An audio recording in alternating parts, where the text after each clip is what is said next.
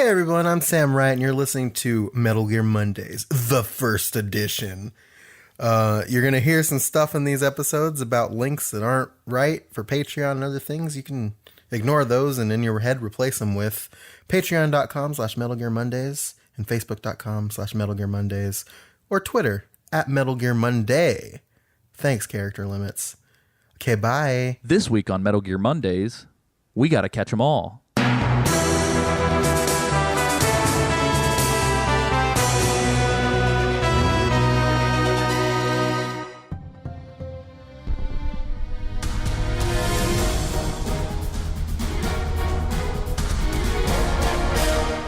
Ladies and gentlemen, welcome to Metal Gear Mondays, the podcast show where we tackle the Metal Gear Solid franchise from start to finish, top to bottom, left to right, in roughly chronological order, book club style fashion. As always, I am your host, Alessio Summerfield, and this week, Sam and Isaac decided to elope, and I am alone with a very special guest, Nick Freda.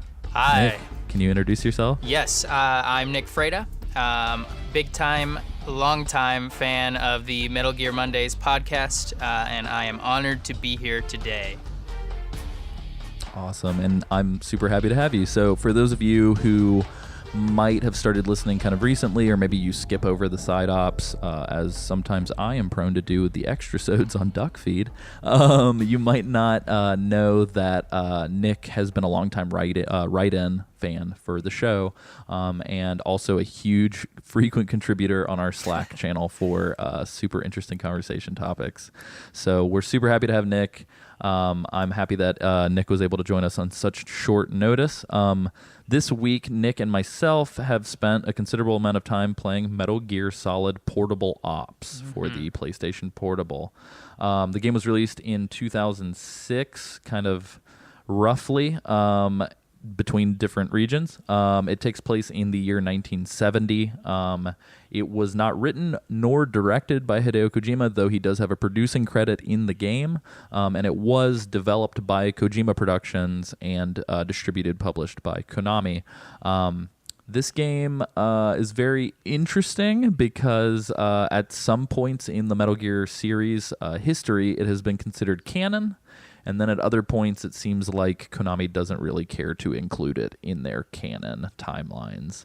So a little bit of an interesting game. Definitely makes a ton of references to Metal Gear Solid 3, and is referenced very briefly in Peace Walker, which takes place right after this chronologically, and is also referenced in Metal Gear Solid 4, kind of showcased little snippets of information from Portable Ops appear in 4, and likewise Portable Ops Plus, which we will talk about later, does feature some characters from Metal Gear Solid 4, as well as the rest of the series.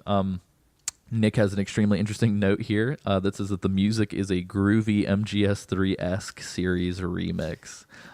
So it's good music. Were there any standout tracks, Nick? Well, there's definitely we'll get to it later. There's a sort of 5-minute time is of the essence. You got to make it through this one base, and so that's a. I don't know what the name of that track is, and I'm sorry, Alessio. I've already no, you're fine. I'll find it. I'll find it, and I will fucking cue it here. Okay, and so yeah, it's very groovy, a groovy-esque soundtrack. If you have heard any of the jungle soundtracks in Metal Gear Solid 3, it's very similar to those. It's the same composer that did Metal Gear Solid 1, 2, and 3. Just the general tracks, not Harry Gregson Williams, but I'm trying to remember his name. It's Naribo Harino. I probably butchered that. Oh, yeah. No, for sure. But yeah, he's kind of like the house composer for Metal Gear, it seems like. Yeah, and composed the original Metal Gear Solid theme. So he's definitely done his time and helped contribute to this chapter as well. Nice.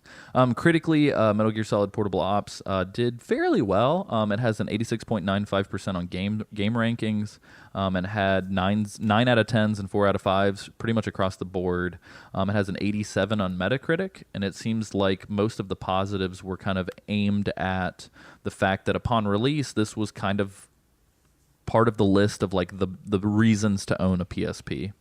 The few kind of negative remarks that the game got from critics were that it was a good game, but it wasn't a great Metal Gear game, which honestly kind of is a perfect springboard for us to talk about the game in general. So the game is the first portable game to effectively be a like standard Metal Gear Solid, like MGS1, MGS2, MGS3 style game. It's third person, takes place behind the character. The camera is way more closely akin to the MGS3 subsistence camera, so it's a little bit more kind of like Uncharted, like behind the character as opposed to above. Control scheme, I'm going to go ahead and say so. We can talk briefly about this, kind of how we got a chance to play the game, because mine's kind of an interesting story. But the control scheme on the PSP essentially is that the D-pad control, like up, down, left, right on the D-pad control sort of item hot swapping. And then the face buttons are kind of standard Metal Gear face buttons, as well as the shoulders.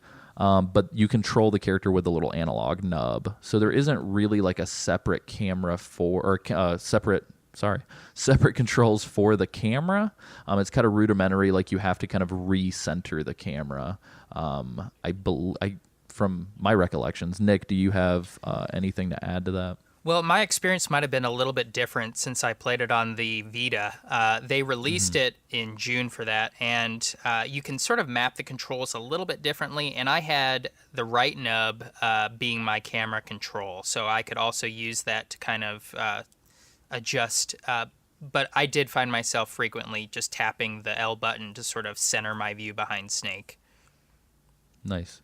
Typical sort of like hold the right trigger to go into first person mode, kind of plays very akin to MGS3, kind of downscaled for the PSP.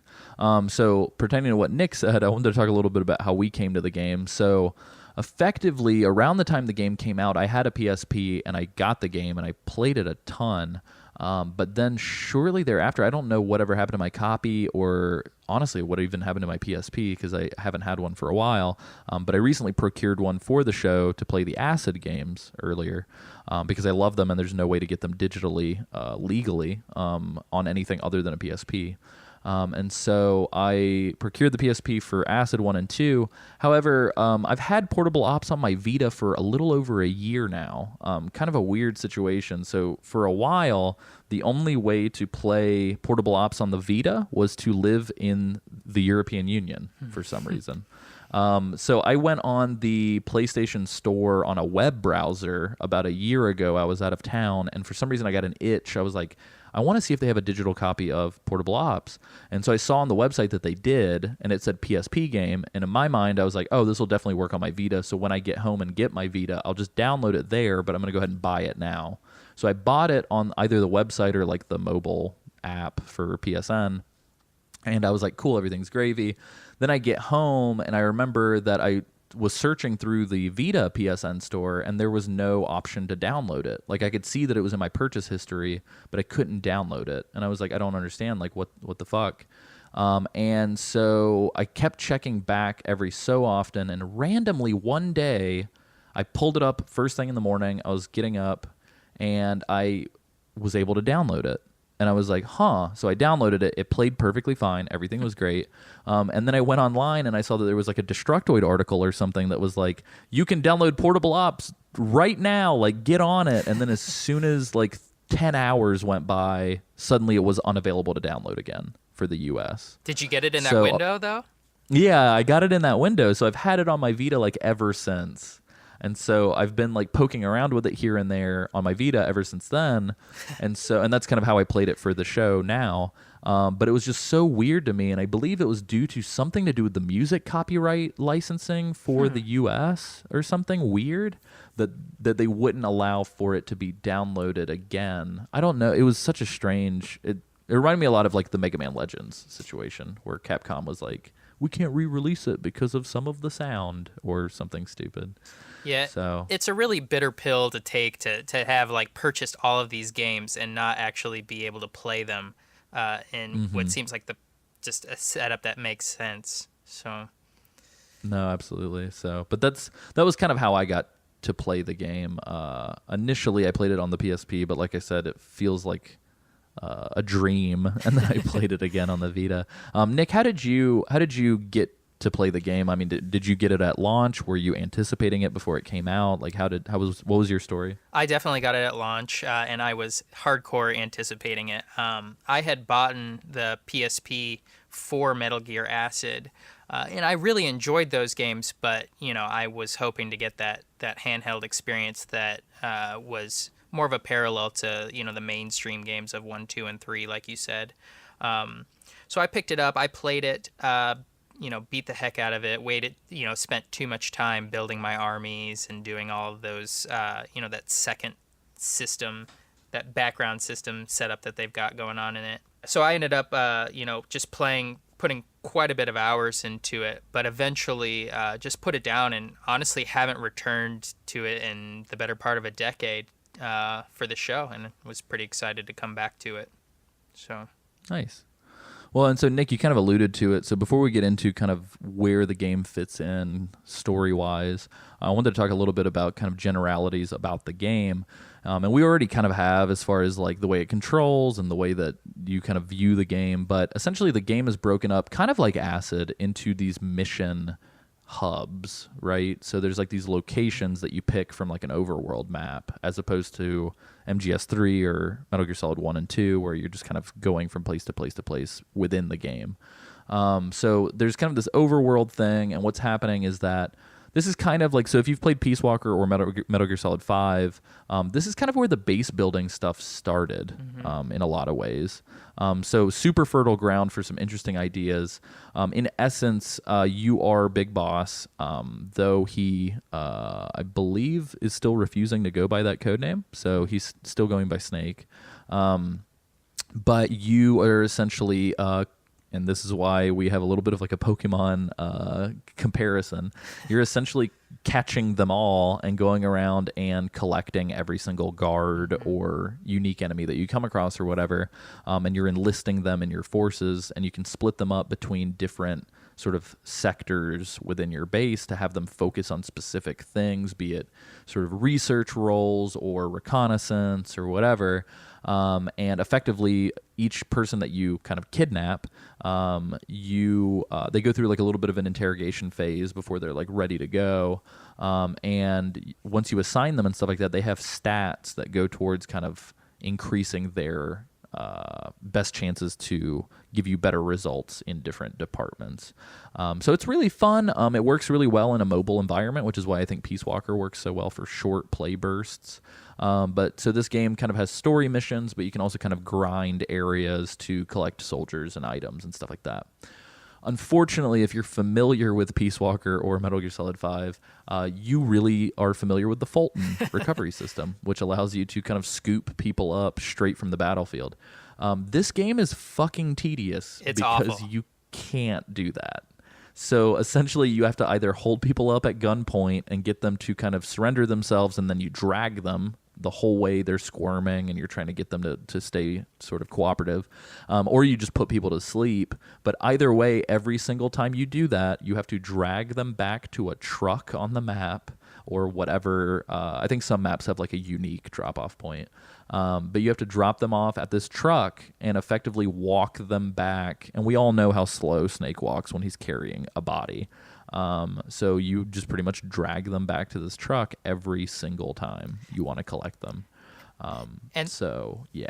And there's one workaround for that where you can so you can play with multiple teammates in this, and I don't know that we've covered that topic yet, but you can have up to 4 guys with you out on the field, and they'll hide in cardboard boxes somewhere until it's their turn to take control.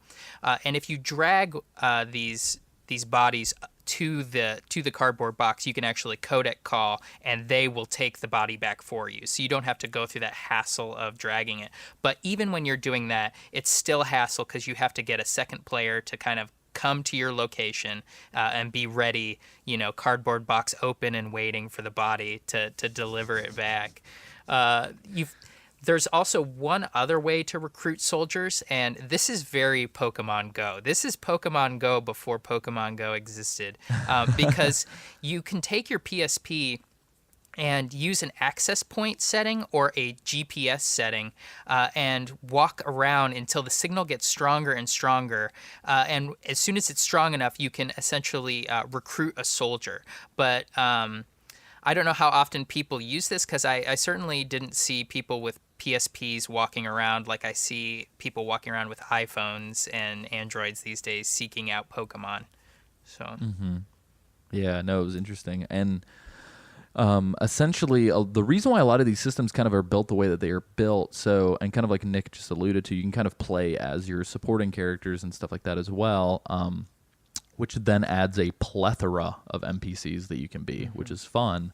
But kind of where it got its start is sort of in development. The game was originally developed to be multiplayer only. And what's interesting is that midway through development, they shifted gears to all of a sudden have this story integrated. So initially, and there is like a full-blown, robust, like, unfortunately, we're not going to be able to talk like at length about it because I'm pretty sure there's no way to play anymore.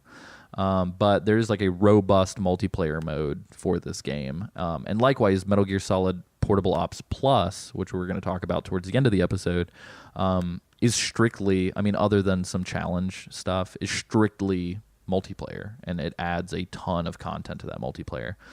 So effectively, it's the multiplayer from the previous episode of this show, from the Metal Gear Solid 3 Subsistence release, but kind of packaged on a handheld device, which in theory is a really cool idea. But the thing is that I'm trying to remember if it was server-based or not. I believe that it wasn't. So I think you kind of had to kind of be in a heavily populated area in order to kind of take advantage of the best aspects of that.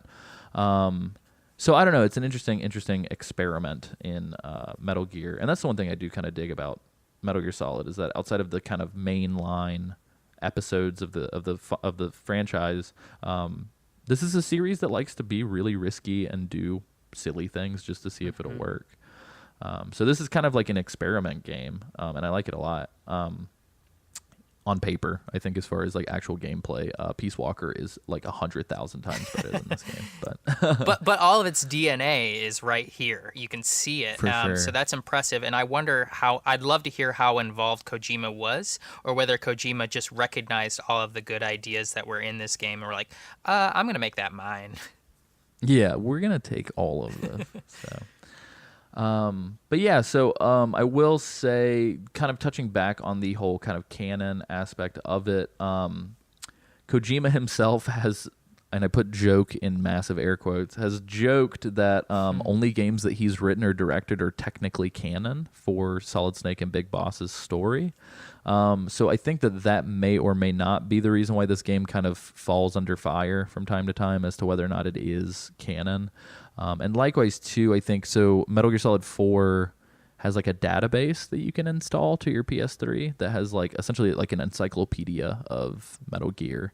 And I believe that there's nothing in that pertaining to Portable Ops. So I think that has been kind of the staple that most fans point to. They say like, oh, this is supposed to be the definitive encyclopedia for Metal Gear. Why? And this came out after Portable Ops, so why is Portable Ops not present? So yeah, it's just, there's some weird stuff, but let's talk about the story. So just kind of in a brief nutshell, kind of like how Ghost Babel was kind of codenamed its own, like the story had its own kind of mission, and then Shadow Moses is obviously like the operation where they're trying to go and get Rex, and like every game kind of has like the tanker mission or whatever, or virtuous mission. This is the I can't even pronounce it. The Sam Hieronimo takeover, I believe is the way to pronounce that. That's how I do it. Like Geronimo, but Hieronimo. That's the only way I can do it. Nice. But essentially, like we said before, it takes place in 1970, which is shortly after. I'm trying to think. The second half of MGS3 takes place in 64, I think. 64. So this is like 6 years later. So Snake is subverting yet another Metal Gear plot. He is bearing witness. Essentially, we get to see the Fox unit cease to exist in this game. And we see the early beginnings of a post-philosophers organization that 100% is addressed by name in this game as the Patriots. And the stage is set for Big Boss's Outer Heaven to kind of finally be kind of in his head.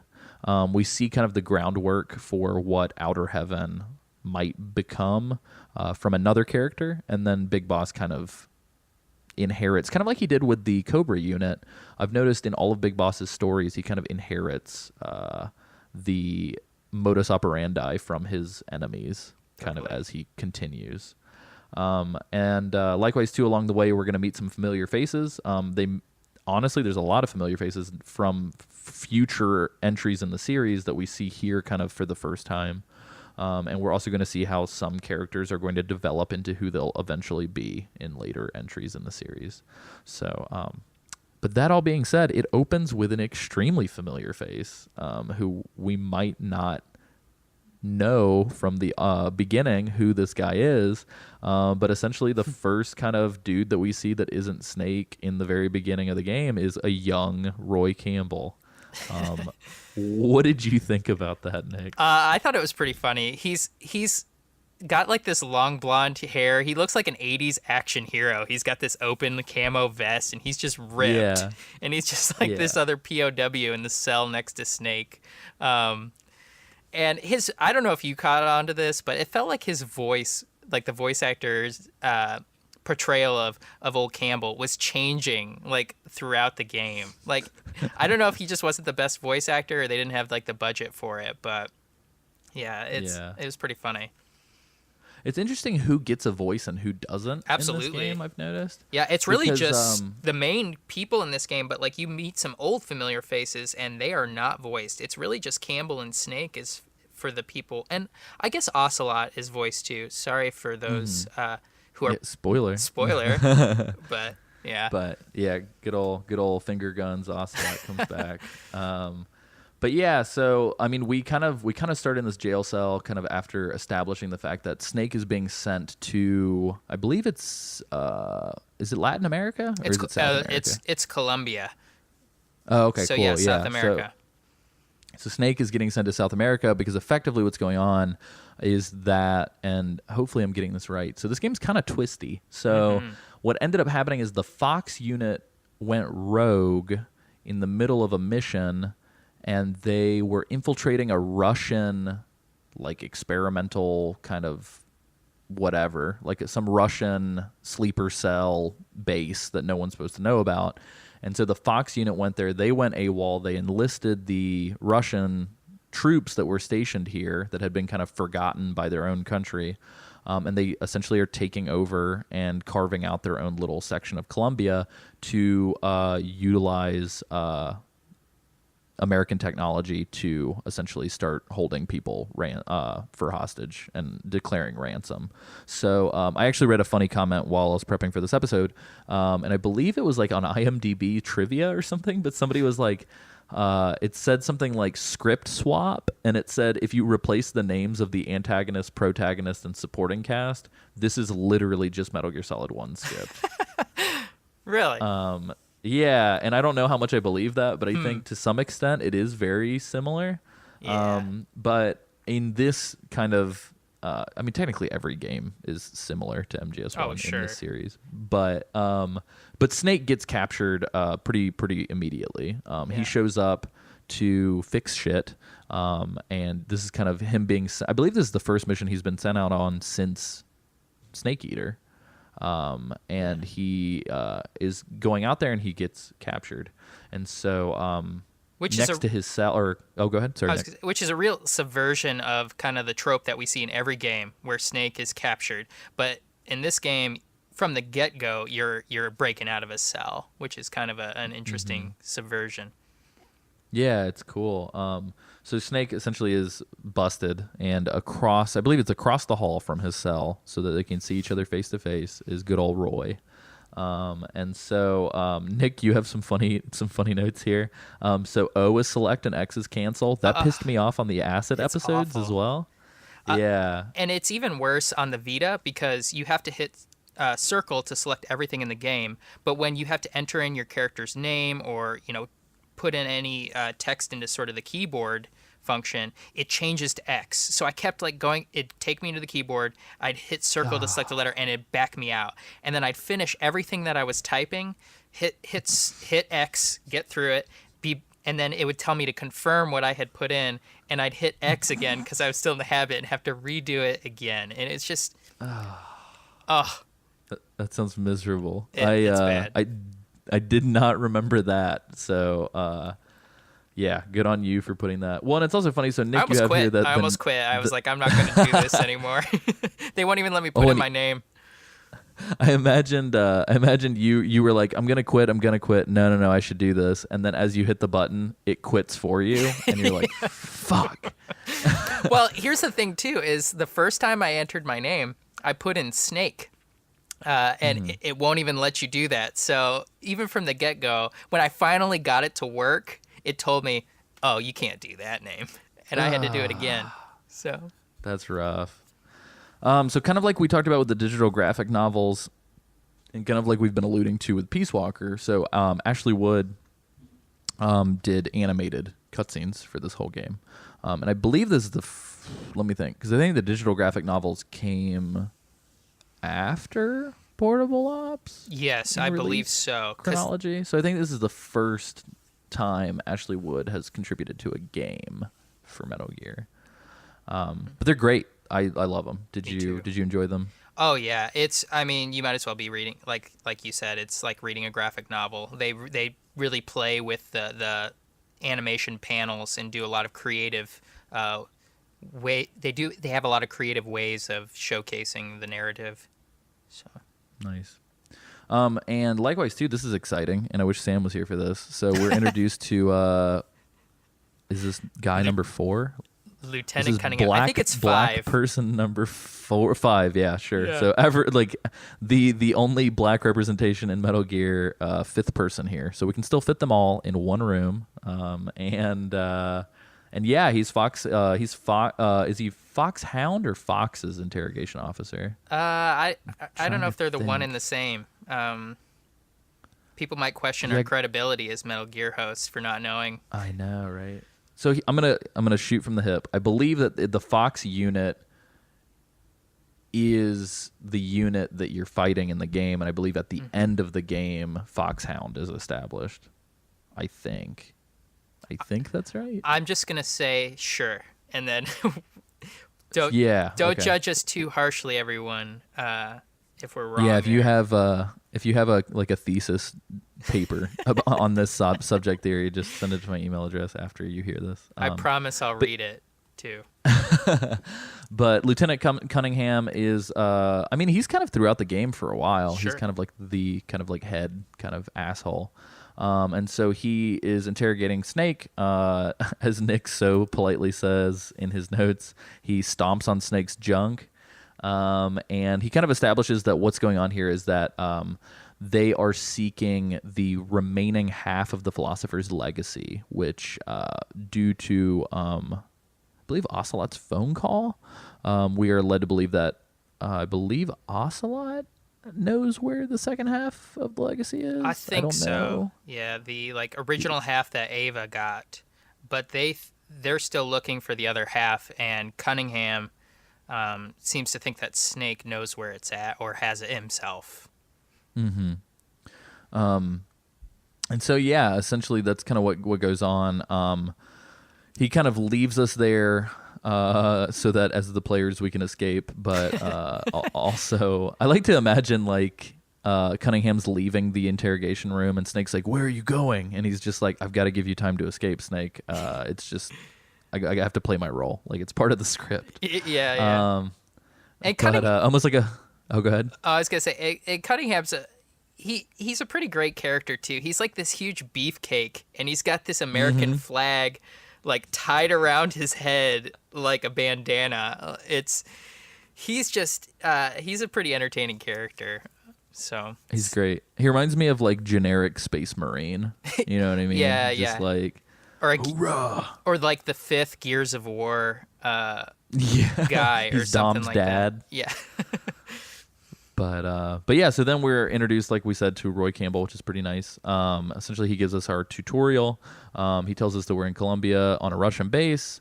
And essentially Snake is tasked, we finally get out, and Snake is tasked with kind of going to a comm center. And I believe, does Roy stay locked up until we go to the comm center and come back? I don't remember, but I think they just get him out. I think they, yeah. So I think they escape together. But Snake is going to a comm center to try and establish contact with his unit again, let them know he's still alive. And Roy and Snake are kind of in this together. And so Roy is our first recruit. And Roy is going to effectively be our Mac Miller character if you've played Peace Walker or 5. Or our Roy Campbell, if you played Metal Gear Solid 1. Roy Campbell will be our Roy Campbell in this game. So essentially, the comm center is kind of our first proper mission. We get to this sort of exterior, and I found it extremely easy, Nick. I don't know if how stupid easy it dawned on you, but for me, I like literally walked where I needed to walk from the start zone. It's really easy, yeah. That's good. I feel like if Isaac were here, it would have been followed up with, I died. well, after I died a whole lot. Yeah. But yeah, so we get to the comm center, and this kind of begins the tragedy that is voice actors we wanted to hear, but we're not allowed to hear. So we don't hear Paramedic's voice, but we get to read Paramedic's voice. And she's essentially telling Snake that there's a weapon that's been stolen by Fox/Foxhound during this rebellion, and Zero and Snake were kind of blamed. And I believe that Zero is being told, or so Zero is essentially being put on trial for treason, and being interrogated in the United States as being like a what's the word? Traitor. Yes, a traitor. A Benedict Arnold, if you will. The less delicious and egg-based version of Benedict's, Eggs Benedict. And treachery. But, yes, and treachery. Less hollandaise sauce. So, and then we talked to Sigint. He's calling from ARPA, and he's essentially trying to figure out who's responsible. And so they're all kind of... Oh, go ahead. Sorry. And even though they're not voiced, you can't tell me that you're not hearing their voices in your head when you're reading it. Oh, no, absolutely. So.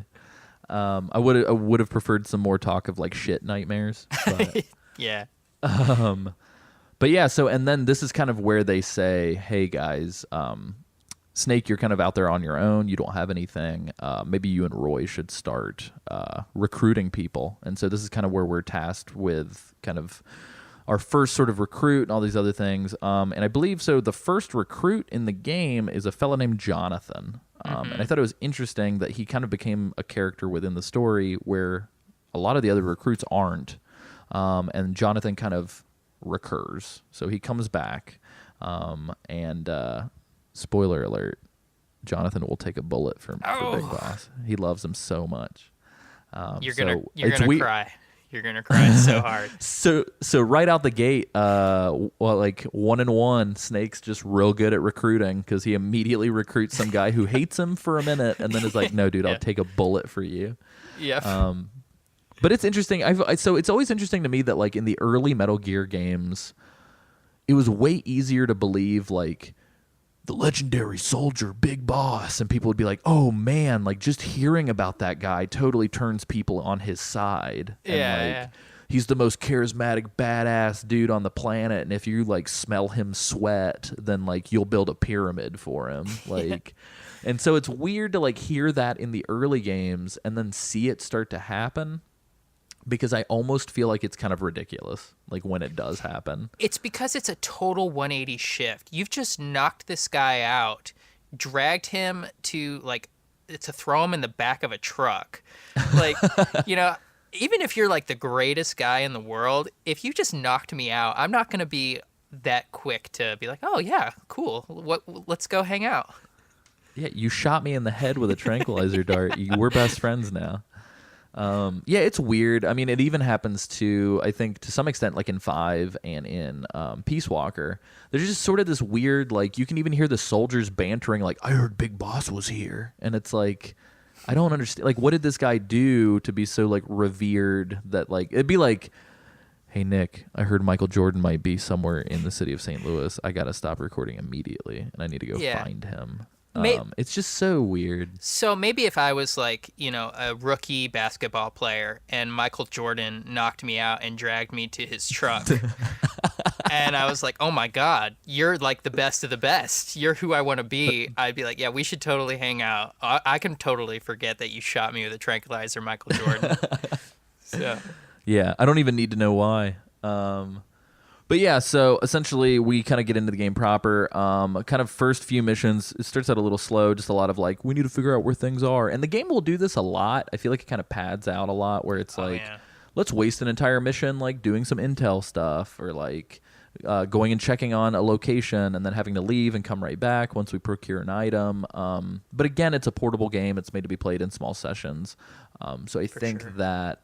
And they need to give you those opportunities to recruit people. So I understand that they can't just like beeline you to the end of the game. But like we talked about, there's a world map with a list of locations and some really interesting illustrations of those locations. There's also a day-night cycle, which I thought was pretty rad.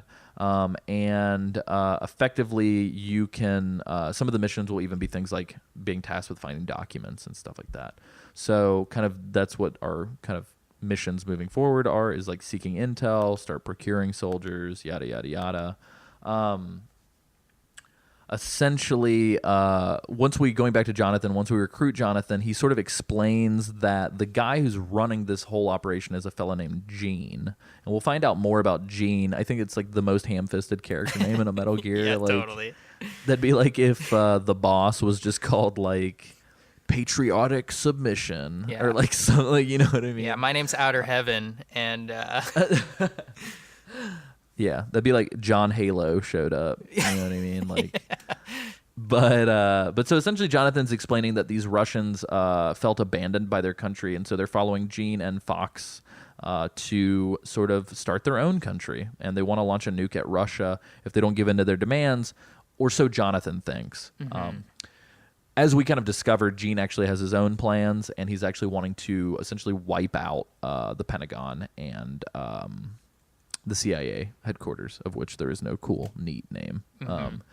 And so it kind of ends up that Gene is manipulating these Russians to kind of do what he needs to do. And in a fun twist, going back to what Nick and I were just talking about, Gene's entire existence is being able to exude, like, charisma and confidence to the point where people will like do fucking anything for him. Yeah. And he's been like genetically engineered to do this. So he has like a loudspeaker larynx, or like he's like his throat. He can do like this thing where he can speak to the troops and turn his voice into like an old, like you see the old war propaganda films where like the general is yelling at all the troops, and he could do that but without the power of a microphone. So yeah, he'd be a great lead singer for a band somewhere.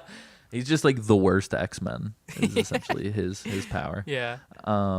But yeah, so I don't know, it's crazy. So we find out all these things. Effectively, I believe that Campbell showed up with the Green Berets, and the entire situation is that I believe the CIA has sent Snake in to fix all this shit. So what ends up happening is we have this kind of political struggle where we've got these abandoned Russians who want to seek revenge against Russia for abandoning them for years with no communication in Colombia. And then we have, and the whole thing has to be kept hush-hush because the fact that the Russians are this close to the United States is a kind of a red flag, and Russia could get into deep shit and it could cause a war. On the flip side, when Fox kind of went AWOL and showed up here, suddenly the CIA is trying to clean it up because suddenly we have Americans in some Russian black site trying to use experimental technology to shoot nukes at whoever. So essentially it's a huge mess, kind of going back to Metal Gear Solid 3, where both Russians and Americans are kind of in this shitty, like, oh no, nightmare. And likewise, this game will actually kind of spin some stuff that happened in MGS3 on its head a little bit. I'm sure Cameron would be very amused if he knew that all of the information from 3 was kind of going to get flipped. But yeah, Nick, I feel like I've been talking for forever. Would you like to tell us about how Campbell decides to? Well, he doesn't decide to. How Campbell gets malaria? So yeah, so since Campbell's been rotting away in his cell here for a little while, he gets malaria. And this is sort of how the story gives you the reasoning for going and checking out the local areas, because you're going to have to seek out a essentially a vaccine or a cure for his malaria. Which is really just an opportunity for Snake to go out and find some exposition in that quest. So you find out that the drug is never where you want it to be. You just keep following it to different locations, to the hospital, to the research lab, and when you make it to the research lab, you meet this girl named Eliza, and Eliza is sort of this gifted telekinesis powered girl, and she is overseeing a project called the Null Project, which is the Ultimate Soldier Project. And she is when Snake first meets her, I thought it was kind of entertaining because he says like the line, "You're pretty young," and it's in Hader's voice, and he says it with the exact same inflection as the "you're pretty good" line. Oh, that's amazing. And she discusses her sister Ursula, who was rescued by Jean as well. Jean is sort of the hero that saved them from their traumatic childhood growing up in nuclear Russia. And I wish there was like an actual country. There's Russia, and then north of Russia, there's nuclear Russia. It's a bit of a sadder place. It's kind of like a Fallout 4 setting. But anyways, so Eliza is telling you about how she's working on this Null Project, which is a soldier who has no emotions, no memories, and he's trained to be the perfect soldier, which, of course, is another sort of theme that we see throughout the Metal Gear series. The perfect soldier, the perfect leader, the ultimate. And she gives you the malaria drug and tells you that you need to head to the harbor because that's going to be where the answer lies, but she doesn't tell you what it is that you're seeking. So I almost feel like this like telekinetic young girl with like a weird past who will eventually kind of resurface later as an interesting twist. I feel like that was almost lifted straight from Acid 1 and 2, because I feel like Metal Gear Acid 1 and 2 definitely had a lot of like telekinetic children for sure stuff going on. So yeah, I thought that was interesting. And likewise too, it's almost like her relationship to Jean is very similar to Null and Big Boss as we kind of progress. So much like Jean is kind of like this guy who has this idea that will ultimately become Outer Heaven. I feel like we're seeing kind of like Eliza as like a prototype to Null in Big Boss's case throughout. So it's weird. It's almost like we're seeing it's almost like at the end of this game, Snake's going to go, that whole thing was actually kind of a pretty good idea. I bet I could do it better. Yeah. Which is interesting.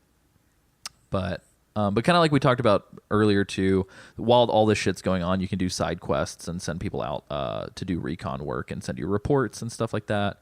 And one of the things that kind of ends up happening is this rail bridge mission. Nick, would you like to talk a little bit about this interesting kind of mission split that happens with this bridge? Sure, yeah. So when you get to the bridge, it's basically going to be a no-go. It's too heavily fortified with soldiers, so you have to go to different locations and set up diversions. And there's 4 available to you that you can do, but you only need to do 3. And these consist of things like blowing up trucks, blowing up armories, and they talk about how it weakens the people in the area when you blow up the armories, which is, again, this all feels sort of like the blueprint for Metal Gear Solid 5, which is kind of cool. I didn't do a lot of the side quests in this playthrough, so I'm not sure how much you can actually affect like the soldiers' strength and HP and all of that. So it'd be interesting to see how much this really was the backdrop for all of that we see later in the series. But once you blow up all of those different locations, the soldiers are pulled away from the rail bridge, and you're able to cross and get to the harbor. where you're going to meet up with a washed-up Russian colonel, and I think you say his name's Skolowski. Maybe that's how I read it as well. Yeah, so the Polish colonel is arguing with this bald man who has these metal sticks kind of coming out of his head. It's almost like a play on like Frankenstein. It looks like he's been created in some way. So, and Snake recognizes him as Python, who is, I believe, part of the Fox unit. I think they were originally, I believe that he knew, if I remember correctly, I think he knew Python from before the MGS3 stuff, is what it seems like. Yeah, he's kind of, doesn't he talk about how it was kind of his job to do like the wet works and cleanup and that sort of thing for the missions? Yeah, for sure. Like he'd kind of come up behind Snake and kind of fixed things. It's very much a theme that, again, we're going to see later in Metal Gear Solid 5 too. It's like there's all these themes that just keep popping up throughout the series and are just retooled and repurposed for each story. And kind of to that same effect, Python has freezing power, which is, some guys have firepower and some guys have freezing power in the Metal Gear universe. And you can think of him as Frozone from The Incredibles, if it makes it easier for folks at home. Yeah. And he's having this argument with Skolowski, and he locks him in a cell. He freezes the cell shut, and then, dips out of the area. But Snake comes in, and Skolowski, he's pretty drunk, pretty wasted, sounds pretty crazy, is talking about how he wants a plane and wants to, return to his former glory. And Snake just sort of shoots open the lock and walks away. But it looks like one of those explosion, like those in an action movie where the hero just explodes something and walks away without like looking back. But the explosion in the background is Skolowski, who's just yelling and ranting in this cell. Yeah, probably farting. Probably. So, so in the same area, Snake finds a Made in the USA crate. And he's starting to put together a little bit more of the pieces about what it is that he's going after. What is this weapon? And he gets a call from Ghost, who is an old friend, but we won't find that out until later. And so begins this old friend's fascination with codec aliases, apparently. Yeah. I wasn't sure if like the codec frequency is the same as like the Deep Throat frequency. Oh, that's interesting. But I didn't get to check on that. But you don't see who he is. But he tells you about a nuclear ballistic tank that can fire something called a MIRV, which is a multi-warhead missile, and can really tear up a continent. So, yeah. Who do we know that's metal and can walk and can rip up shit with nukes? It's just a box? No, that's not right. Colonel Volgan? Metal Gear. No, I'm kidding. But yeah, so kind of like all things Metal Gear, we end up going to a nuclear storage facility, and we have to shut the nuke supply down. And so essentially what ends up happening is this is all just pretense for us to get into our first boss fight. So we end up, and I'm trying to remember, there aren't a whole lot of boss fights in this game. There's like 4 or 5 maybe. Some of them are pretty small though. For sure. But yeah, I don't know. It's interesting. So Nick, would you like to set the scene for the fight a little bit? Sure. Yeah. So you try to blow up this service elevator, which is used for transporting the nukes to Metal Gear. But whenever you're dipping out, you find out that the detonator didn't go off, and it's because Python, with his freezing powers, has frozen the detonator, which is kind of almost feels like a Metal Gear Solid 2 throwback, the whole freezing the bombs. And Python, you hear a little bit more about Python's history with Snake, and he tells his tormented soldier story, which is totally the cliche of the series. How he has nightmares of the men that he's killed, but has to do what he does, and has always been in the shadow. And so he decides that he wants to fight you over. Maybe that'll help some of his angst. And as one is to do. yeah. And the battlefield's kind of cool. It's pretty large. You can run around quite a bit. There's a lot of different corridors in this nuclear storage facility, and he's basically fighting you in a very low visibility setting because there's this freezy mist that's kind of coating the whole area. Did you have any trouble with this guy? I didn't, and that's kind of like the running theme I feel like for most of these boss fights, except for the spoiler alert Metal Gear fight.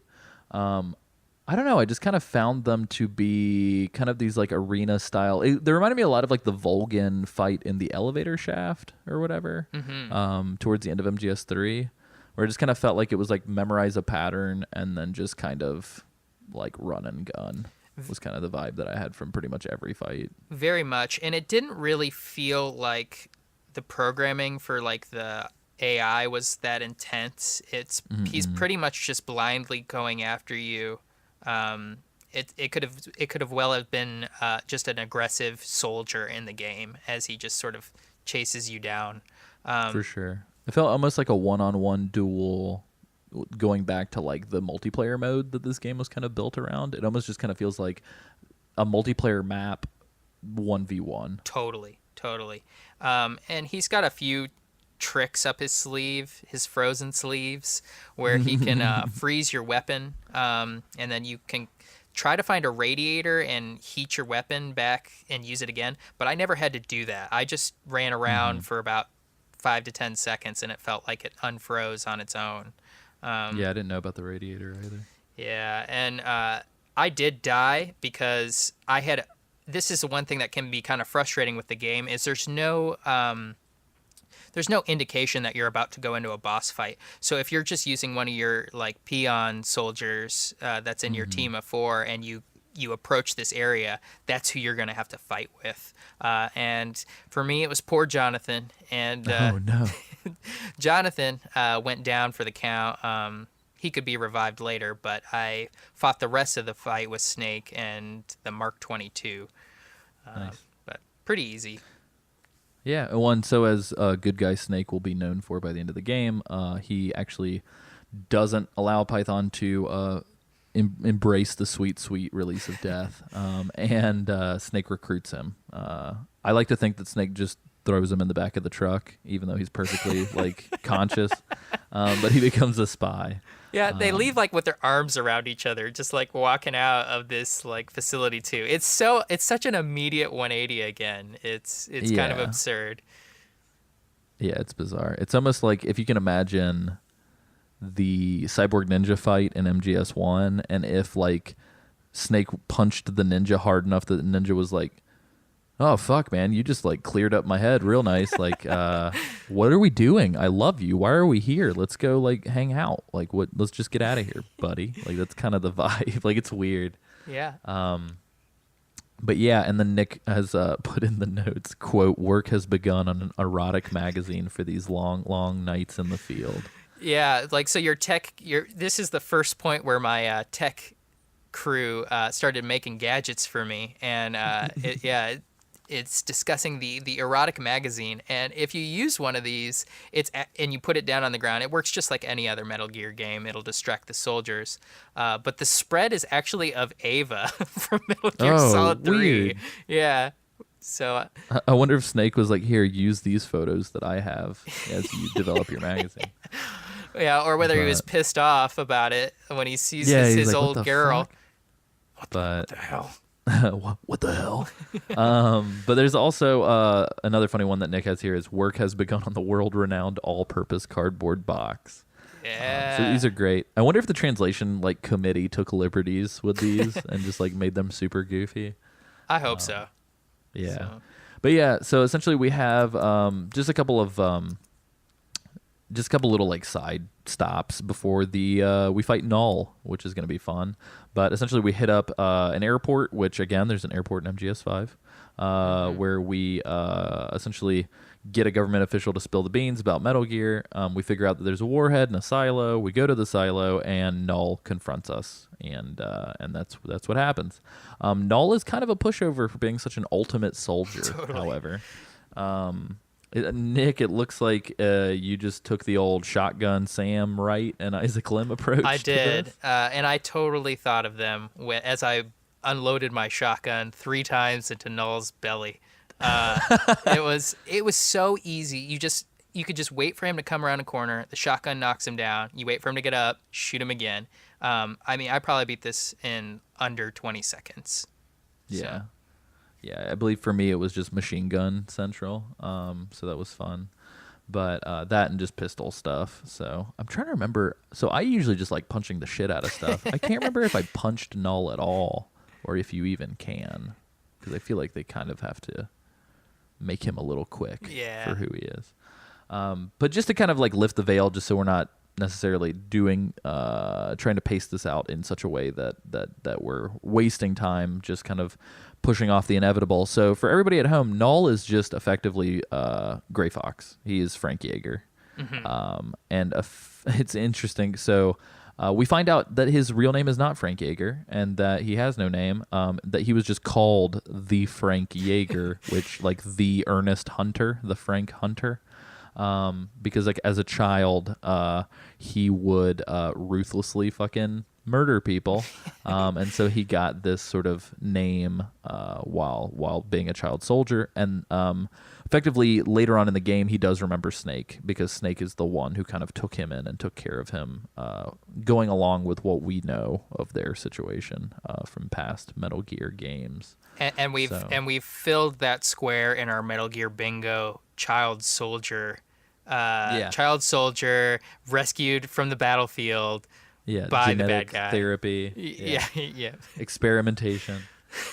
But yeah, so and for those of you, so if anybody at home played Metal Gear Solid 5 or Peace Walker, and the whole time you were like, fuck, I need some Gray Fox. Like if there's baby Liquid and baby all of these people, like where's my baby Gray Fox? I want to see a Muppet Babies cartoon with all of these characters. Snake babies.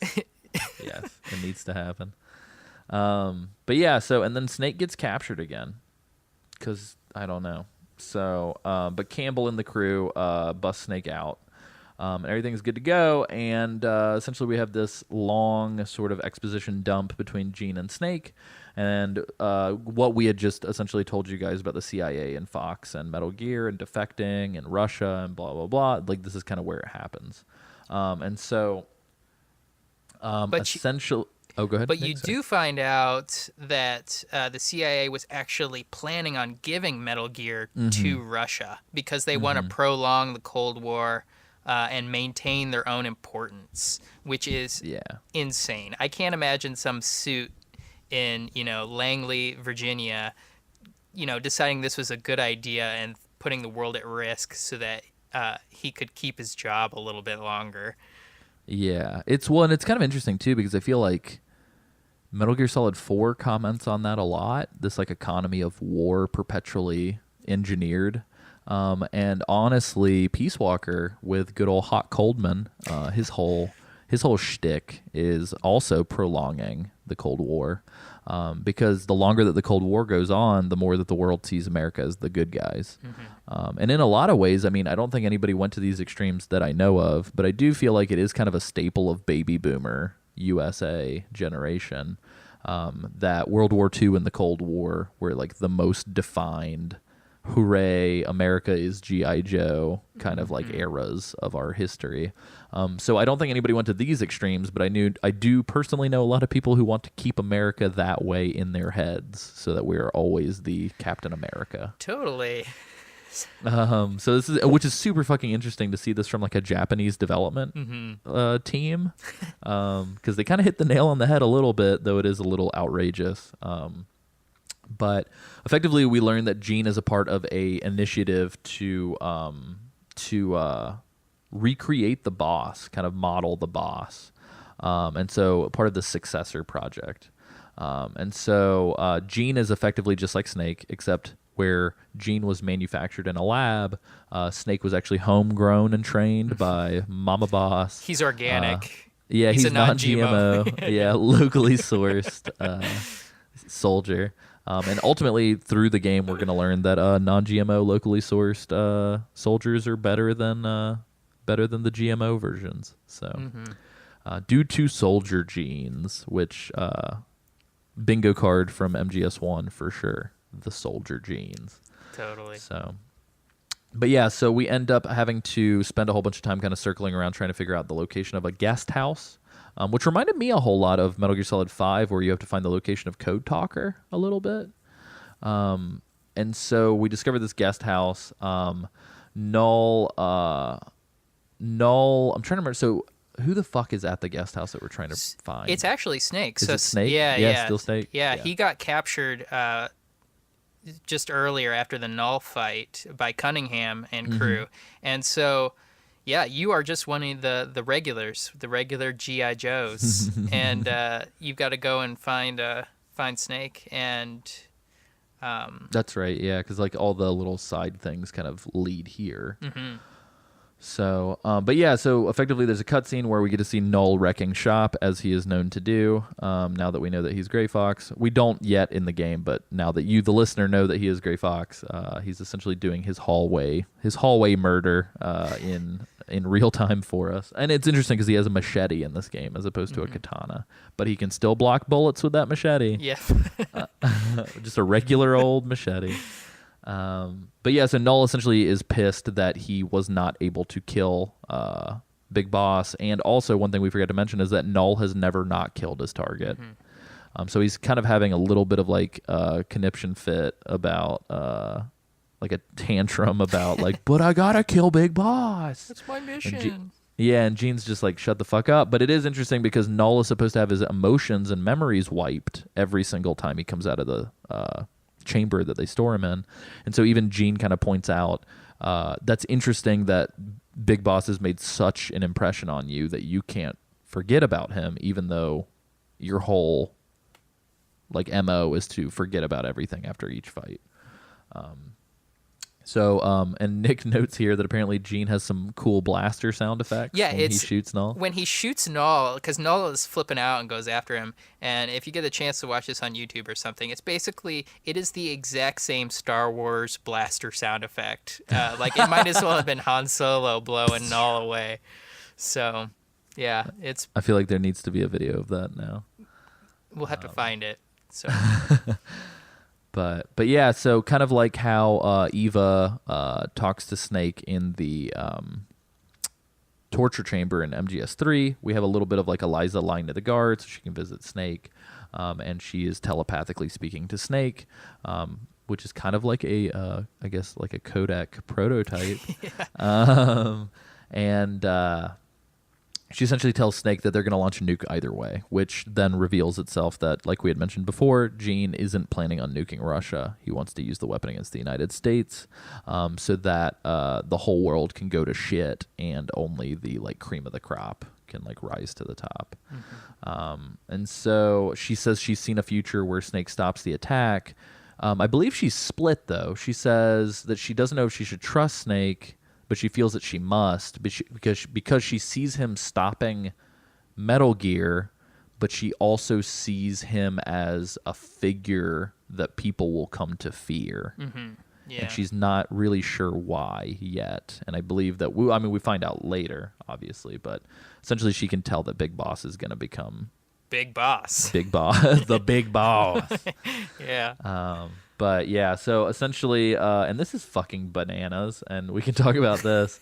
So the soldiers do save Snake, but then Cunningham shows up, and he's riding on one of those stupid little rocket platforms. I was surprised that it could carry him. Yeah. It's so great. This just beefcake like floating in, and it's just kind of like a grim moment though, because he starts demanding, of course, the philosopher's legacy. Like this guy has a one-track mind. That is all he wants, and he flies in and just starts capping Snake's soldiers, like shooting them one at a time, threatening, hey, I'm gonna kill everybody unless you tell me where this is. But thankfully, Eliza comes in to save the day.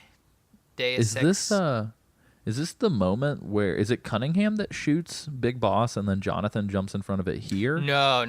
Okay. We get to hold on to Jonathan's sweet love a little bit longer, but not much longer. So. Oh no. But yeah, so we roll out and Snake and Eliza do find the Metal Gear and cue Gene here, and Gene shows up and he's like, "Oh, you found my Metal Gear." And going again, there's a lot of fucking connections here. Metal Gear is kind of powered by psychic energy, much like Sahelanthropus in 5, if you've played 5. Yeah. So we see that it's like, and that's kind of Kojima's, I feel like, way of... No, well, I guess Kojima wasn't involved in this, but it's Kojima Productions' way of like hand-waving super advanced technology existing way before it should, because it's like, oh, it's powered by psychic children, and it's like, oh, okay. So we discover that, and essentially the Metal Gear shoots everybody except for Snake, Eliza, and Gene, and we discovered that there's a drunk Russian man piloting the Metal Gear as well. So, and it's our good old pal that we released earlier. So, Nick, would you like to talk about good old Polish Russian man? Yeah, old Skoronsky. Like he wakes up, or like you see like Metal Gear kind of moving on its own, but then and everybody gets blown away, and it's the guy who wanted to pilot the aircraft. It's Skoronsky. So I guess it paid off that you freed him from his cell earlier. But then another twist happens. Gene triggers Eliza to turn into Ursula. And Eliza had been talking quite a bit about her sister Ursula up to this point, and that Ursula was the stronger of the telekinetic twins, but she was had no emotions herself and sort of a loose cannon a bit. And it's revealed that they are the same person, that Eliza suffers from dissociative identity disorder or split personality to some. So that happens at some points later too. Man, look at that. I didn't even think about that. Bingo. So yeah, it's all over the place with some of these like tropes. We should actually have like an official Metal Gear Mondays, like Metal Gear bingo card. It'd be pretty great. That'd be amazing. We'll have it. I'll do something in Photoshop and we'll just have it somewhere so you guys can print it out and play check along. It off. Yeah. Yeah. So Ursula starts controlling Metal Gear. Skoronsky's pretty much toast at this point. Poor old dude. He's kind of the Granin of this game. The old drunk Russian man. He's gone. Who gets beaten up. So maybe old drunk Russian is one of like the less important squares in the bingo card. Well, technically, an old drunk Russian created Metal Gear X. So exactly. So you've got Ursula controlling Metal Gear, and it's called Raxa, Raxa. And it's not a Kingdom Hearts character. No. And it's this pedaled winged Metal Gear. It sort of floats above the ground and slams down, up and down, and tries to smash your character. You have to blow up its legs first, and then it will expose its inner body, which is susceptible to RPG. Did you have any trouble with this guy? No, not really. I mean, to me, again, it was just kind of like circle strafe RPG, like kind of nonstop. I can't remember. I didn't have any issues with ammo management, but are there little like ammo dumps in this area, like if you miss a lot, or are you just kind of screwed? I remember seeing ammo dumps in the Null battle, but I didn't run into any here, and I had plenty to work with. I did have a character die, but I had a second character with an RPG, so it wasn't a problem. Yeah, well, that's kind of the weird thing too, because like even later on they're like, oh, RPGs don't work, and then the whole family shows up, and it's like, well, you got all of our help, Snake. And then RPGs do work. So I feel like kind of the pro tip in this game is just if there's a Metal Gear, just use your RPG like crazy. For sure. And that's pretty much the only tactic. And chafe grenades. That's another for sure. trick of the trade in the series. But when you blow it up, Ghost calls out, and they do a lot of these like throwback lines. He says like, "It's not over yet, Snake. It's not over yet," which is, you know, Liquid Snake to a T. Because he tells him that Roxa is not the real Metal Gear. It was just a test, just a prototype. And this is where Ghost reveals himself as family favorite Sokolov, who is apparently still alive and was rescued by Gene years ago. We again have Gene just going around and saving all of Snake's old friends. Which begs the question too, though, like, so it feels like once a character is established as doing a task, that character can only do that task. So like Sokolov is introduced to us as a like deserter, and now he's also deserting the man who like saved him years ago. So if Gene is such a great dude, why is Sokolov helping us like defeat him? I guess I don't know. It's weird. And did Sokolov not like learn anything from before? Like with like, he's doing the Metal Gear exact same Solid 3. shit. And the other thing is too is he says finally he changes his mind about Gene when Gene is threatening to like launch a nuke at Russia, and he's like, well, okay, that's enough. Like, yeah, it doesn't. Well, which is weird too, because Sokolov's whole family's in America, so it's like, if he nukes either of them, that sucks. Like, what are you talking about? It's a nuclear apocalypse. You don't want this. The words Holocaust are a part of this scenario. You should probably not be into it. But also, the voice actor for Sokolov is different. Yeah. Unlike some of the other characters we've heard, he has kind of a British sound to him at times. Like, again, I don't think the voice acting for the non-main characters is very strong in this game. No, I agree.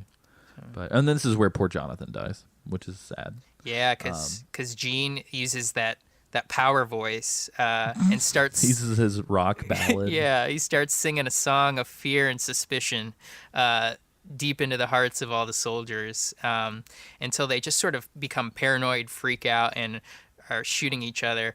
And they show like that very cliche shot of like Snake holding the soldier's body and like looking up at the sky, like Jesus. Screaming no. And then you get back to your like your kind of world map menu, and it just says Jonathan has died. So ceremoniously. Yeah, just a line of text. It felt more like Oregon Trail than Metal Gear in that moment. So. But and then so it's kind of a race to Metal Gear now, and so we end up having to go to the substation. You have to essentially find the switch and then destroy it, but your trigger only has like power for 5 minutes or whatever. So essentially, you've got to do this mission. If you fuck it up, you have to redo it again, but you have to wait for your techs to build another remote, which is rough, steep, and once it explodes, you have 5 minutes to kind of enter. And what ends up happening is we enter a second fight with Null, which is almost identical to the first fight as far as tactics. You can just shotgun blast him to the face again, or you can just kind of run and gun Fury style, if anybody's played Fury recently. But essentially, this is where we learn about Frank Yeager and the whole like tormented Null situation. What's interesting is that he says that he was codenamed Null after mimicking the codename of essentially the one that created him. And what's interesting about that is that Zero and Null mean the same thing. What could it mean? Well, we'll never know, will we? So nope. But yeah, so and in essence too, I don't believe it's been spelled out yet in any game that Zero is kind of the antagonizing force moving forward. Yeah, it gets real hazy. You can kind of check out cassette tapes in 5 and Peace Walker, but you know that Zero's involved in some form or fashion, and we'll probably touch on that, or you could later on. Well, I know Peace Walker almost establishes that by the end of the game, 100% that like Zero is a big badass asshole guy. And then before that, even in 4, we're gonna discover all kinds of things about good old Major Zero. But this is kind of where we start to hear like, wait a minute, what? Like I don't understand. So you can kind of put two and two together. But For sure. Nick, it seems like you've got a favorite line of dialogue from our good boy Frank. It's kind of funny. Yeah, it's the same thing again. You know, you've blasted this guy just enough times in the head with a shotgun for him to regain his senses, and he's buddy buddy with you again. And you walk out, and he thanks Big Boss for filling the void in him. So Thank you for using your snake to fill the hole in myself. yeah, But So- yucky. I'm not sure where they go after that. I would imagine it'd be to consummate the new marriage Yeah. of the two. So, but A lot of Frank babies and snakes. yeah. And then you're off to the silo complex now that Null has been taken care of. And this area it's sort of a puzzle map a little bit because there's all these locked doors that you have to use frequencies to unlock, not unlike the prison cell in Metal Gear Solid 3. But the frequencies are hidden in some of the rooms, like they'll be written on the wall, which is just a really good security setup. Yeah. to Oh, just- absolutely. in case I forget, I'm going to spray paint this on the wall. It reminds me, it's like a combination of like 9 persons, 9 hours, 9 doors, or like those room escape puzzles, but combined with like the Team Rocket layers in the original like Pokemon Red and Blue, where it's just like, I don't know, silly, like super stupid. It's super silly, and you have to do this like 3 or 4 times.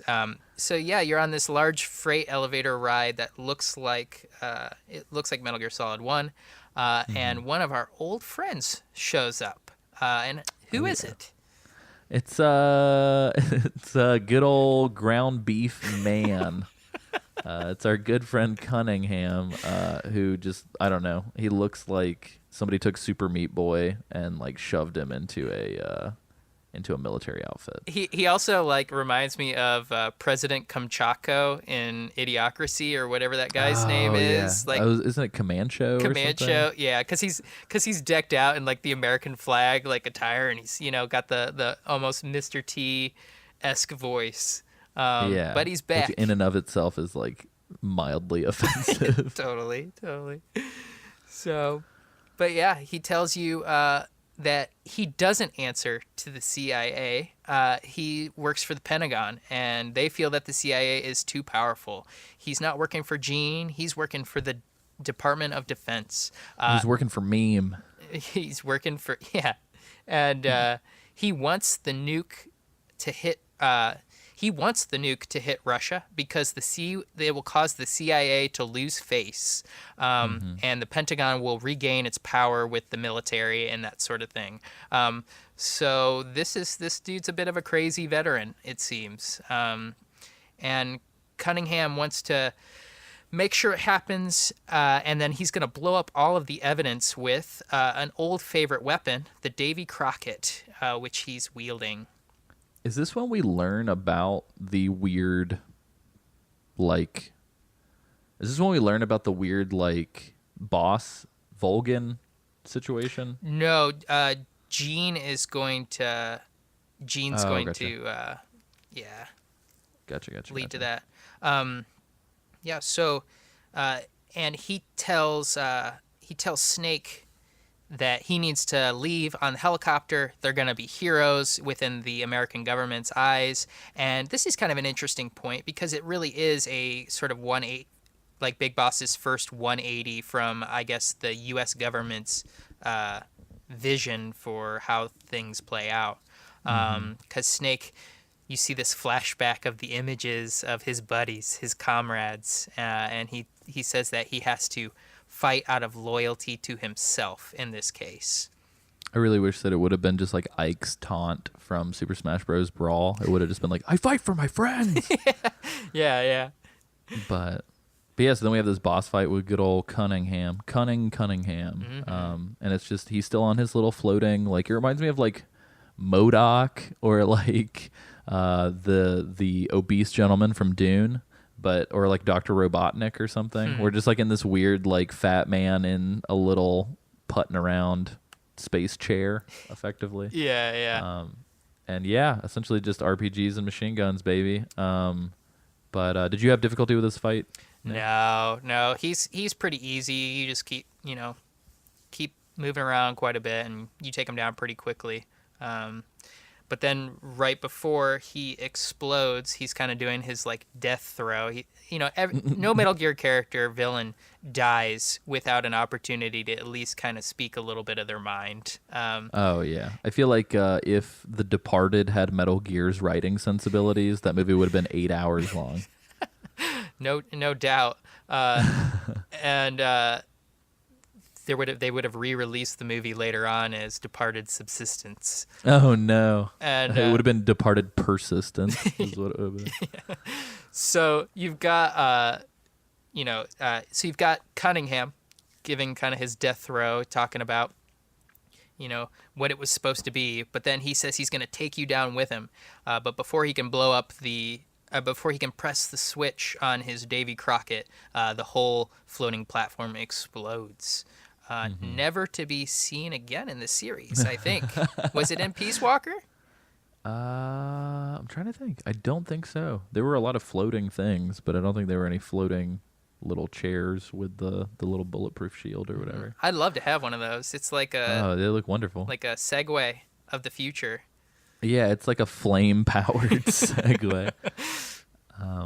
But yeah, and then we're also in this very MGS1 reminiscent launch control room, and this is where Gene kind of spills the beans about, I wish I could rhyme with Gene Beans and something else, but Gene spills the beans about the whole, like, he wants to actually nuke America.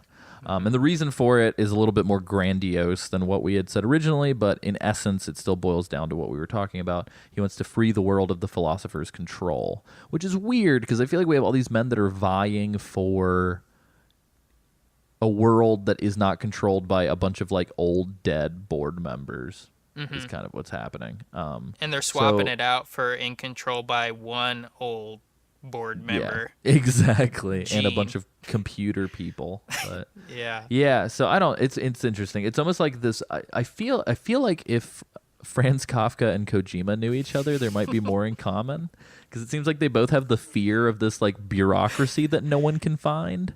It's like the board members, they're trying to ruin everything, and it's like, Kojima, we haven't seen anybody. What the fuck are you talking about?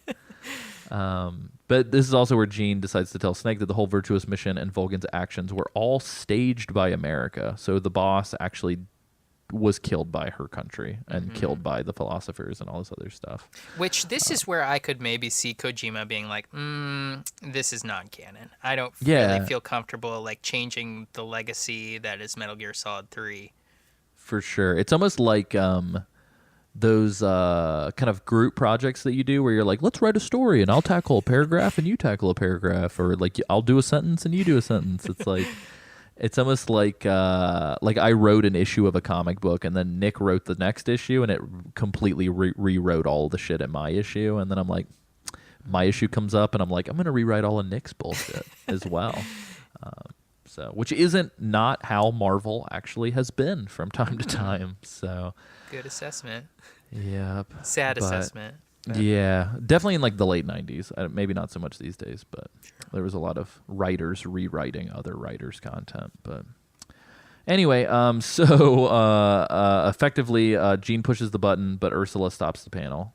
Gene decides to like stab her very quickly because he's super fast. That's one thing we forgot to mention, is that Gene, not only is he charismatic, but he's super fast. He kind of has like MacGuffin superpowers, where it's like whatever Gene has to have the ability to do to push the story forward. Yeah. But as Ursula's dying, she pretty much tells Snake, like, you are going to destroy Metal Gear, but you're also going to create one in its place. And then she tells him, and we get into this really, really, really interesting shit that I wish. I love it. This is what 5 should have been. Yeah. This duality. That for sure of like, the good and the bad, and the kind of the inner turmoil and battle between the boss and sort of the big boss legacy that is going to take place. And you've got Liquid Snake and Solid Snake. You've got all this duality in the series, and she mentions your son will bring the world into ruin. your son will save the world. And she's confused because she gets these sort of negative predictions from Ursula, but she's got positive, like, premonitions herself about what Big Boss is going to do. Yet she knows that Ursula has never been mistaken. So both of these things are true, but she doesn't understand how, because they're so yin and yin and yang. Which is interesting. And arguably some of that duality does come back in 5, but not in a way that I think anybody wanted. No. So didn't come to fruition, didn't stick the landing. So yeah. So, and if there's one thing I've learned from watching Stella stand-ups is stick the landing. But anyway, so Snake follows Jean to the launch room again, and then we have our boss fight with Jean, which is extremely reminiscent of our fight with the boss in MGS3, but arguably, in my opinion, the control scheme puts a damper on this being a fun fight. Yeah. So, but Nick, as you have cited here, there's some interesting quotes, one of which is Jean essentially saying, what's it going to be, loyalty to your country or loyalty to yourself? So Jean is kind of the anti-boss in a way. Where as opposed to standing up and fighting for his country because it's his obligation, he's kind of very self-centered, which we need somebody to bridge those two, and that's what Big Boss kind of becomes. Yeah, and the boss's quote in Metal Gear Solid 3 is, what's it going to be, loyalty to your country or loyalty to me? And she being the representation of, virtue and honor and that sort of thing. And then this sort of kind of bastardized vision that Jean is sort of feeding Snake of, or loyalty to yourself. It's cool because you really are, like, this game actually shows those seeds being planted as well. So for the future of Big Boss. I would really like to see, and it's interesting to me because there were a lot of PSP games that were ported to the PS2 towards the end of the PSP's life cycle.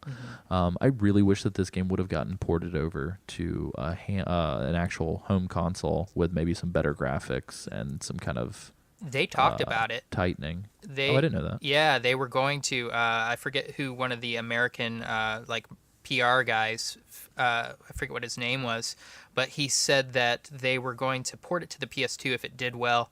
They were going to kind of tighten up like the CQC controls and make it more on the Metal Gear Solid 3 engine. They were going to redo it. So I don't know if those were just big promises that didn't get kept.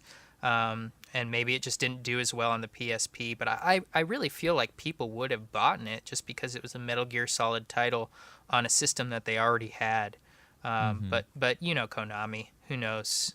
Yeah. Well, and they ported that fucking god-awful Silent Hill Origins to the PS2. So I don't understand why this wasn't a candidate, but still. I hate to think that it was the Silent Hill Origins team that this team was all wrapped up in that. Ugh. Anyway, before I get disgusted with portable ops, effectively Gene does his little speed dashes and throws some knives, and his voice, kind of booming voice power, can blur the screen, which is nice. Cool little effect. But so Gene has pushed this trigger already, but he gives Snake a data disk with info on equipment, personnel, and funds that he had amassed, and he gives them quote, because they are the same. Yeah, and he calls Snake brother. So if you're brother. So if you got a bingo card spot that just says brother in quotation marks, you can go ahead and check that one off now. Yeah. So effectively, like we said at the top of the episode, Snake's outer heaven. Snake's kind of lazy because I just feel like he has no opinions of his own. He's the Mega Man of political ideology. He's just kind of walking around beating the shit out of people and then absorbing their politics. Yeah. So in a way, to keep with current politics, it's almost as if Hillary just took down Bernie and Bernie said, here are all of my ideas. And she was like, thank you, and then walked away. So, but anyway, I digress. So, but will she twist Bernie's vision and not live the boss's true vision? So if Bernie's the boss and Hillary is big boss, I'm curious as to who the zero in this situation is going to be. Somebody who's that's somebody deep behind everything. That's Debbie. That's Debbie Wasserman Schultz. I was gonna say I like to imagine that it's like somebody completely ridiculous. It's just Ross Perot. He's been like sitting in the wings. But anyway, different party, so I don't. You think heard they it will here, match. Ross Perot, 20, bending the world to his will. He's been pulling the strings all along. But anyway, so we get into this fight with the actual Metal Gear, and Sokolov tells Snake that the rockets, the rocket can't be stopped, but the Metal Gear portion can be. So Snake tries to use his RPG, and it doesn't, like we alluded to earlier, doesn't do anything. But the whole team shows up, and they all start unloading, and there's a goofy thumbs up, and everybody's like, maybe friendship can stop it. The power of love. And yeah, their love and friendship. And I wish it would have been like an Earthbound sequence where Snake was out there like praying, and like it just like showed all these people at home that were like, I feel like Snake's in trouble, guys. I'm gonna send my positive vibes, and Snake just shoots like a spirit bomb RPG at the Metal Gear. But alas, the nuke is stopped. Because if it wasn't stopped, there wouldn't be any other games in the series, right? That's right. But we get to see old Finger Guns Ocelot in like a cutscene. The illustrations are interesting of a slightly aged Ocelot. I feel like yeah, because he looks like MGS3 Ocelot but older. And it's also interesting because outside of these cutscenes, there is not really any documentation of what he looks like pre like 5. I'm pretty sure. Yeah, you're right. I think in Peace Walker he does have a little character portrait. I can't remember if it was in one of the cassette tapes or something, but he looks identical to 3. Yeah. So. And in this game, you can enter passwords in to recruit characters, like secret characters, and have them on your crew. And there's one to recruit Ocelot, and I did that. And in his animation, he looks just like Metal Gear Solid 3 Ocelot. So it might have just been the animator kind of taking liberties, like Ashley Wood sort of doing her own thing with him. So. Oh, and I will correct you real quick, Nick. Ashley Wood is a man, because I was burned on that as well. Oh, guys, I'm sorry. Yeah. I'm sorry. No, it's the one Ashley Wood diehard fan out there. Gender's neutral, isn't that how it goes? Yeah, gender is fluid. Or fluid, yeah. Neutral is something different, yeah.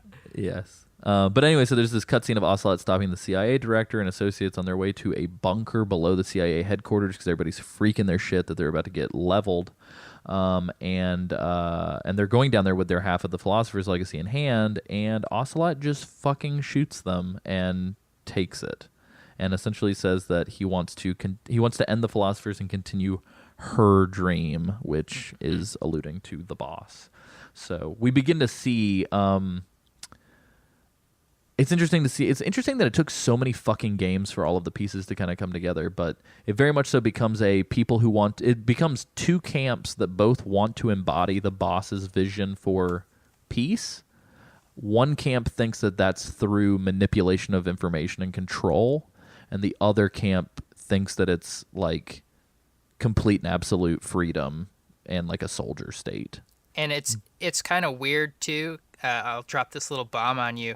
It's almost like they're all right, because if you think that it's loyalty to yourself or it's loyalty to your own principles and values, by pursuing that, no matter what those principles or values are, you're essentially doing, I think, maybe what the boss wanted. So. Yeah, and they're both kind of nightmare hellscapes when they're taken to their extremes. Totally, yeah. Which is what like Solid Snake kind of embodies in the series, which is like moderate and like reason and like a little bit of everything, because I feel like if the Patriots represent kind of like, guys, you kind of went too far with the like information control and like manipulation to keep people in check behind the scenes. Big Boss is also technically a fucking ruthless terrorist by the time he ends his reign. So yes, if there's one takeaway, it's that both sides are kind of insane. But yeah, so at the end, Snake is totally cool, and he just does his thing. It's kind of the way that it ends with Peace Walker as well, which is kind of like, gonna go find my reason to keep fighting, and walks into the sunset. Because I feel like nobody knows how to tie up a Big Boss story until the end. But yeah, and then we get our credits, and we get our obligatory post-credits sequence, which is Ocelot on the phone with an informant, and Ocelot says he doesn't want to be, and Ocelot's telling the informant that he doesn't want to be used anymore. And essentially, Ocelot agrees that he is down to help with this genome project on the conditions that Big Boss can join, so that they can become the Patriots all together. And MGS4 will spill the beans on who the fuck all these Patriots are, because you know all of them, and you know all of them by name by now. Spoiler alert. But yeah, so I just kind of wanted to cap us off here at the end with just some miscellaneous information and things that kind of tie things into other games. We already talked about Portable Ops being developed as sort of Metal Gear Online spinoff. This is the first Metal Gear title in the entire canon where we don't see Snake actively smoke on screen. But Snake does mention ordering cigars at one point.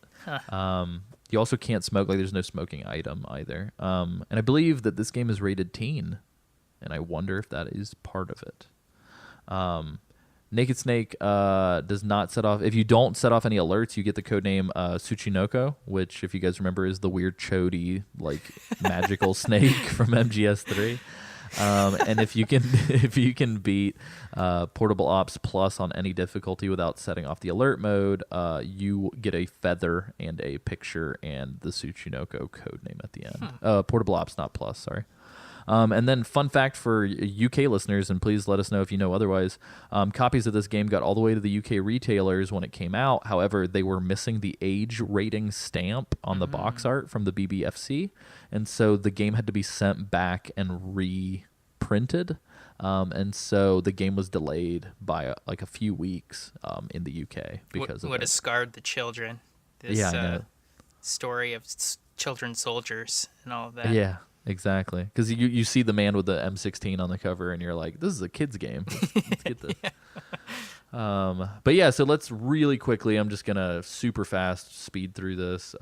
Metal Gear Solid Portable Ops Plus, developed by Kojima Productions, published by Konami, PlayStation Portable, PlayStation Vita, came out September 20th, 2007 in Japan, November 13th, 2007 in the United States, May 20th, 2008 in the EU because the world hates Europe, and 2009 digitally worldwide. MPO Plus is a standalone expansion. It primarily focuses on multiplayer. We talked about that for the most part. It adds a lot more squad mates that you can recruit, including like famous NPCs that we've seen throughout the games, but also just kind of more general faces. There's new items, multiplayer maps, new game modes, and just kind of expands the systems from the original. You can transfer your squad from your original MPO save to MPO Plus.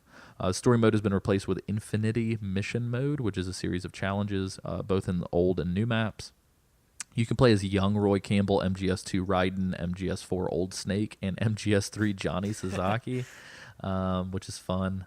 And there's a ton of nods to the other games because you can recruit Arctic Genome soldiers from MGS1. There's a female Ocelot unit soldier variant that you can only get through the kind of Pokemon Go-esque system that Nick mentioned earlier. And there's MGS2 like terrorist Gurlukovich guys that you can recruit. And you can actually fight in the Metal Gear Rex arena from MGS and a whole bunch of other fan service. I believe that you can also get like Meryl Silverberg and stuff like that. I like to imagine that if you play as Johnny, you're just stuck in a bathroom. Like that's all you do. That's your mission. Yeah, your mission is defend this base, and it's just him on a toilet. But so MGO Plus, it actually kind of was critically panned. It got a 65 on Metacritic. The main takeaways being that the game was at a budget price, but didn't offer nearly enough single-player content on a handheld to be worth the investment. And lots of folks said to save your money for MGS4, which was right around the corner when MPO Plus was released. It makes me wonder if MPO Plus never fucking came out, which I'm assuming it just came out for Japan, because like I think that this was probably played to hell and back multiplayer in Japan, especially like in places like Tokyo where there's probably like 100,000 people playing it on your block because that's how many people there are nearby. But it would appear that if they hadn't made this Plus edition, that they probably could have done what you and I were talking about, which would have been like a PS2 port or something. For sure. I mean, I'm a huge Metal Gear Solid fan, and I never played this game. Like, I was already on to other things. So, I can't imagine that there's a lot of people stateside that really got into this. So fun fact, by the time I played the original Portable Ops on the PSP, I actually bought this first. I bought Plus first because I thought it was like, I thought it was like the main game plus shit. Because like hence the name Plus. I was like, oh, this is like a director's cut version or like Persona 3 Fez edition or whatever. And so I bought it, and then I remember thinking, where the fuck is the single player in this? Well, and before this, even before this show, I asked you, which should we play? Should we play Portable Ops or Portable Ops Plus? Because I'm gonna get one for the Vita, so I can play along. And that was the first time you told me that Portable Ops Plus was something different. I figured it was just like a subsistence or substance edition with all those extras. So. Yeah. But nope. And I think at release it was like $20. So for me too, it's like I remember I think the store that I was working at the time, we didn't have a copy of Portable Ops, but we had Plus, and I was like, oh, it's $20, brand new. Like I'm just gonna get this. And then I remember taking it home and being like, are you fucking kidding me? Like what did I just pay for? But I believe I did talk one of my coworkers into buying it, and I think we played with the multiplayer a fair amount, which is actually where my multiplayer hands-on has come from. So I don't think I ever played the original Portable Ops multiplayer ever. But this was kind of fun. It kind of feels like a SOCOM or just one of those third-person kind of like there's like a lock-on feature for the multiplayer battle, which makes it kind of fun because you're just kind of locking on and kind of shooting from the hip. But again, it's kind of limited. I don't think there were any bots or anything either, so you kind of had to play with people, which was frustrating. But yeah, guys, that's been our episode. It's been a little bit of a long one, but we were tricked by Portable Ops accidentally being a 12-hour game. Super fun game if you have a Vita or a PSP and you like Metal Gear and you can deal with some of the frustrations and hiccups that we talked about. The story is cool, and I think it's worth playing through. Nick, what's your kind of final verdict on this game? Is it worth it? Is it a rental? Is it watch it on YouTube? Like, what would you recommend? I would recommend probably first and foremost, if you're tight for cash, watch the YouTube. I had a lot of fun with it. I'd say it's worth a play if you're looking to kind of get that Metal Gear itch scratched. It's a decent game once you can get past the controls, but definitely play it on the Vita versus the old PSP.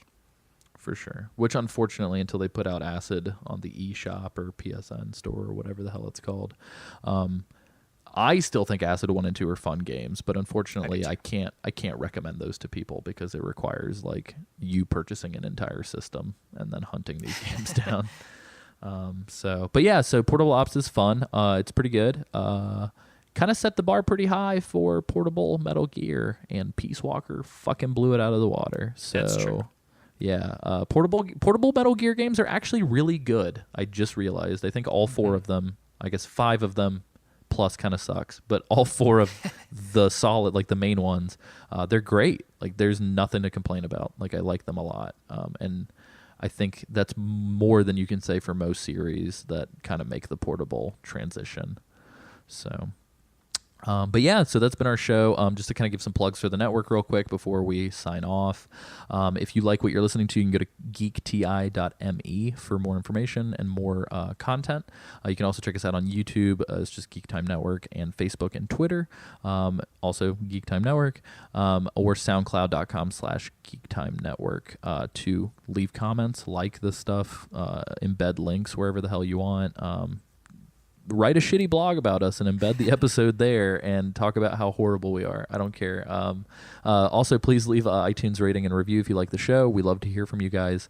You can also send an email to Alessio, that's ALESS, as in Sam, IO, at geekti.me.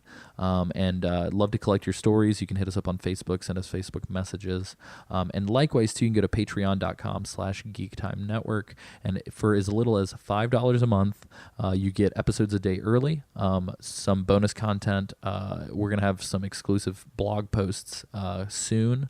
And likewise, you get added to the Slack, where you can speak to other cool members of our little family like Nick and all of the hosts from this show, except for Isaac, who doesn't like to socialize on the internet, apparently. But yeah, so that's kind of been our show. You can check me out on Twitter at AC Summerfield. Are there places that people can go to check you out online, Nick? Yeah, they can email me at nafreda, Freda, at gmail.com if you want to discuss anything Metal Gear or video game related that we talked about. I will also be co-hosting a show alongside the legendary Cameron Hill called Grindcore, which is an RPG podcast. Again, it's going to be in that book club format. We'll be covering some of your favorites as well as others that you might not be as familiar with. But our first episode will be covering Chrono Trigger. I would encourage you to play that game and join us soon for your listening pleasure. Yeah, I'm super excited to hear what you guys have got cooking up. So it's going to be good. Sweet. Well, awesome. So yeah, if you have any thoughts on Portable Ops or Portable Ops Plus, please drop us a line. We are, I think, so last episode when I said we might have to take a break for a week, and then I decided to edit in that I was going to be doing this Portable Ops episode with Nick, I believe that we might actually have to cash that favor now and take a break next week because Sam is going to be traveling, and I want to make sure that Isaac has enough time, which I fear he has not been given enough time, to finish Metal Gear 1. So it will be myself, Cameron, Sam, and Isaac 2 weeks from the release of this episode discussing Metal Gear 1, and then we will be discussing Metal Gear 2, Snake's Revenge, and then doing just an entire wrap-up episode on these old games before we dive into Metal Gear Solid 4 proper, which I'm excited about.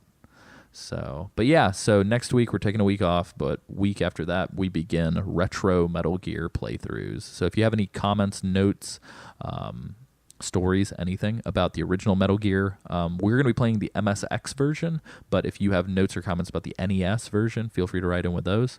And we'll be playing Metal Gear 2, which is a mobile Japanese port of the MSX game. But both of these are pack-ins with the Metal Gear Solid 3 HD collection remaster, so you can play along with us. I'm going to strictly recommend that if you're playing Metal Gear Solid 1, play with a goddamn guide in your lap, or do what I did the first time I played, which is have a YouTube speed run pulled up on a computer as you play, because there were literally moments of that game where you are tasked with finding a hidden wall, and the only way to find it is to literally go through the entire game and punch every fucking wall until this mystery wall opens. You are not lame for using a walkthrough in that game. That's what I'm alluding to is I would recommend the guide, or else you're going to not finish the game out of frustration. So that's been our show. Nick, I'll give you the honors, my friend. What can the audience at home remember? Comrade, it's just a box. Just a box.